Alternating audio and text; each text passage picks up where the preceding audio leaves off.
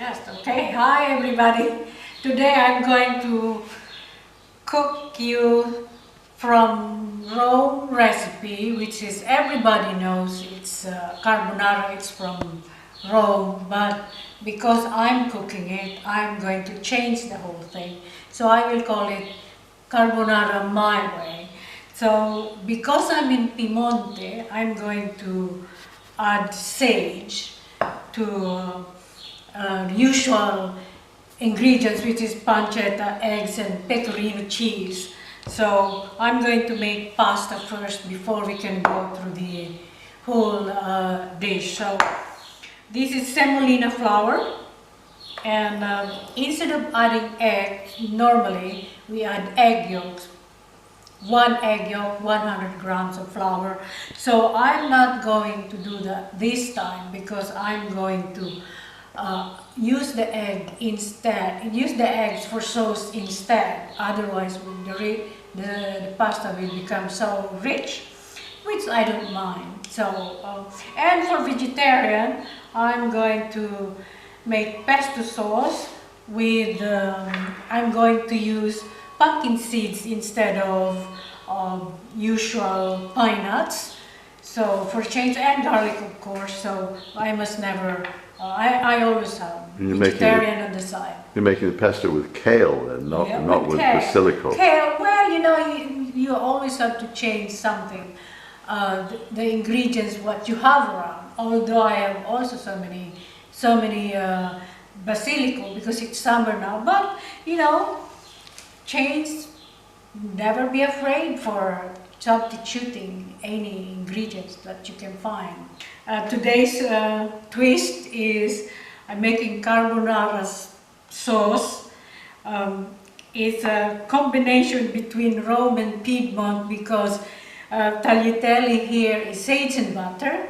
So I thought is adding the four together will be a good fusion.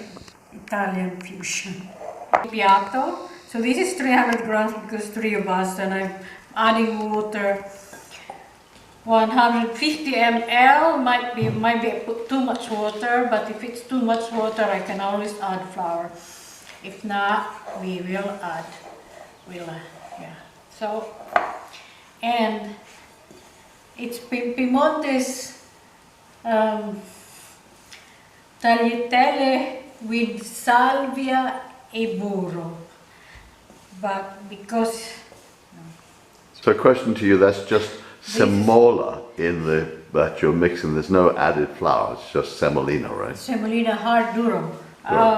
Semola, only semola usual, I mean the traditional of tagliatelle here in Piemonte is you add egg yolks per... Tons of them. Well, loads of them. But my recipe is one egg yolk per 100 grams. But today I'm not putting any eggs at all because I'm going to use the eggs for the sauce instead, which are pancetta. I know how last week episode is also pancetta. So I know Tim also is teasing me. So I am adding them.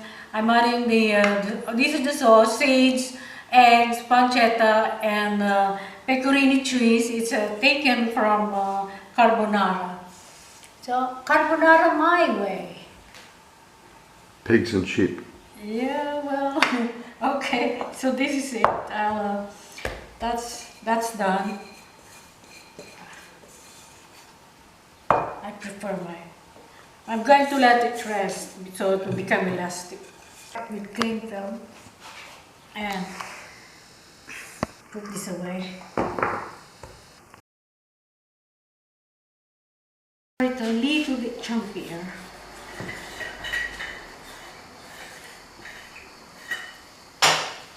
Okay. Good. Oh, it's here. Here it is. I'm chopping my pancetta, smoked pancetta by the way, and the reason for it, there's a reason for it, and I like it a little bit chunkier. this is for two. And then the flavor of pecorino cheese is, this dish will depend on what type of pecorino cheese you use. I'm using now the not so hard, it is hard cheese, but still creamier, and it's not very salty. The Romana cheese that they use a lot for pecorino cheese for any recipe. I think it's very hard and very salty. So this is why I chose this, and it really will give the difference for this particular dish. Water is boiling, so put the sage there, not sage. Kale. Kale. Wow, look at all that kale going into that pot. It's all going to melt down. Melt down. Well, not about to melt down. Nothing to be melting down. You might think it's too much, but once it's cooked, become nothing. Look, but all the nutritious part is there. If I can find my tongs, so more than 5 minutes maybe. This takes 2 minutes for me usually, but now I'm going to make it 5 minutes. So will come. So there it is. How lovely. How lovely. Looks like seaweed. Well, we wish, but this is better than seaweed, I guess. Yeah, you know what? That would be interesting. Seaweed pesto? Yeah, for kelp. Maybe we can find some anything. kelp. I don't think they have it in the Mediterranean anymore. So could be interesting. So this is pumpkin seeds. I already put 1 clove of garlic. So I put loads of So this pesto puree, if you like, it will depends how you like it. If you like it chunkier, you like it creamy, you like it really fine. So really entirely up to you how you like it. So for me, I will probably like it a little bit chunky. My husband likes it a little bit chunky. I like it creamy. Add oil, but the smell is gorgeous, delicious. And the garlic, very overpowering. I'm going to add olive oil, extra virgin if you like, extra virgin olive oil. We have to specify that because we mentioned virgin. You did? Once, long time ago. Wow, I put it on top of the... here it is, I show you. It's chunky actually, but sorry, I'm sorry that you cannot smell it. Looks like it could use a little bit more oil or something. Looks a little bit dry. dry. A little bit of liquid actually. Yeah, liquid. Let me just we need to add a little bit of salt. The garlic is so deliciously. Yeah, it's too chunky. Too chunky? Yeah, it's too chunky. Okay, I have a complaint here. Well, you're making it for me. Too chunky, yes. So add a little bit of liquid and also... Because you're having the... Okay. So I've got a complaint here from the... Taster. Well, from the vegetarian. I'm cooking it for Tim, so he likes it creamy. He likes creamy pesto. So I'm adding a little bit of liquid where I put the sage. Also, if I need to add more olive oil, I can always add it while I'm just before serving. Creamier than this, in fact.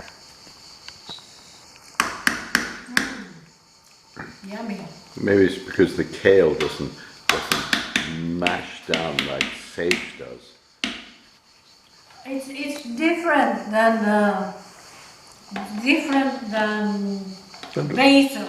Yeah, basilica. Basilico is creamier because of the cheese. Uh-huh. This one doesn't have cheese at all. Completely So it's the added vegan, cheese. yes. It's the added cheese that vegan.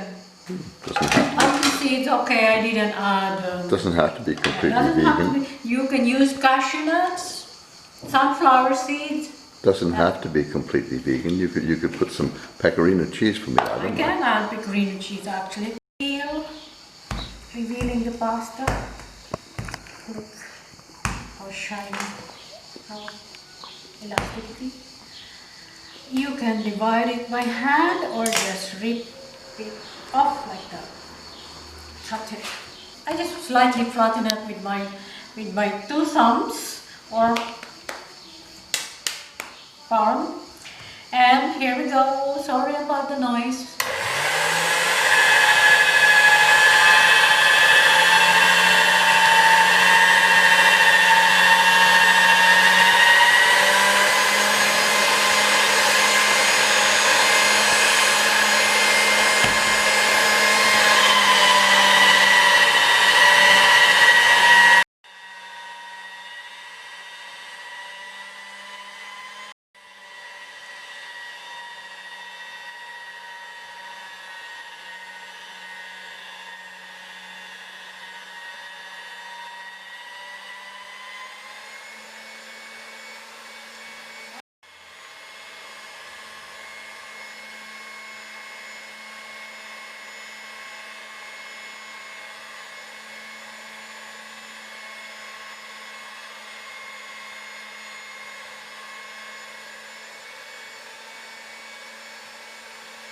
Hold it up. Voila. Pretty.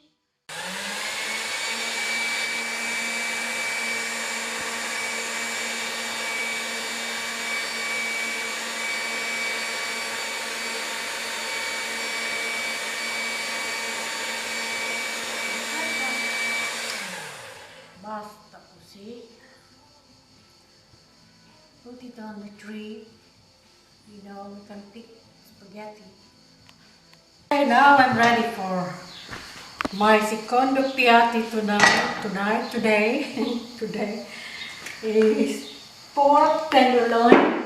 I really like pork tenderloin because it's very tender and very quick to cook. So in here, in a pan, I just put 8 tablespoons, I think it is, tablespoon or more of olive oil. And now this is already been cut. I cut it myself, very nice and thin, not quite as thin. So in there, I'm going to brown it both sides. Should not take that much time, about minute, 2 minutes each side. So the dish is called fusion, my ultimate fusion dish. And the reason for it, because I'm adding miso. There it is, miso glaze and balsamic vinegar. So it's a really good combination. Modena meets Tokyo. Yeah, there we go. So Except I don't think they eat pork in Japan, but still. So I'm going to, after that video, I'm going to add a little bit of water. So let me just cook this first. So you're searing the pork loin, right? Pork tenderloin is big. Tenderloin. Oh. Big difference. Where's the? It's a tenderloin is the back of the pig. Oh, it's the back of the shoulder. Yeah. So tenderloin is there, right? And loin is there. Correct. Oh, okay. I'm going to mark my piggy. So, smells fantastical. While I'm waiting for the pork to cook, I'm adding water, tablespoon of miso here. I'm going to add the 2 tablespoons of water to dilute it a little bit before I add it to the pork. You can make a miso paste, you know, Yeah. sort of. So, yeah, that's looking good. It's almost done. Ouch! So even me, it can happen to anyone getting burned. I thought I had a better time, but apparently not. So In goes the next in batch. goes the next batch. You're hungry today. We're expecting a guest today. So So we it's have, just for Rina and guests. I hope they're hungry. these are very thin slices. I forgot where's my apron. While she was waiting, Rina took a break. I forgot to put that apron on, so let's not get any splatter. Oh, very kind. Let me see the Very sous kind. chef. Sous chef. No, sous chef, man at work. I'm not sure if I can help you as my sous chef actually. Well, I'm just the No. chauffeur. I dilute the miso with water. I'm going to put the meat back with the pan with the rest and the juices as well that comes out. Yeah. And here we go. There's the miso. Now you call that you call that a glaze, right? Glazing, yes. Well, glazed sauce, and it's got the very, very good Is that the savory. Is that the balsamic you're going in The there? balsamic vinegar I will add after it's been glazed by Interesting. the miso. Yes, it is very interesting to me. It is. For a meat eater, this is very interesting. You're going to make me So- tempeh, so you should do the same glazing So for the I'm tempeh. putting directly to the, let me see, measure it. So the balsamic vinegar I'm using is very thick. It's almost finished.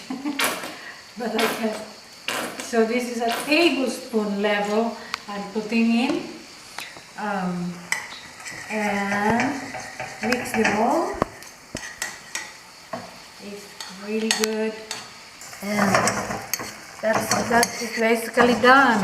So it's very quick. And nowadays, okay, let me just take all this balsamic vinegar that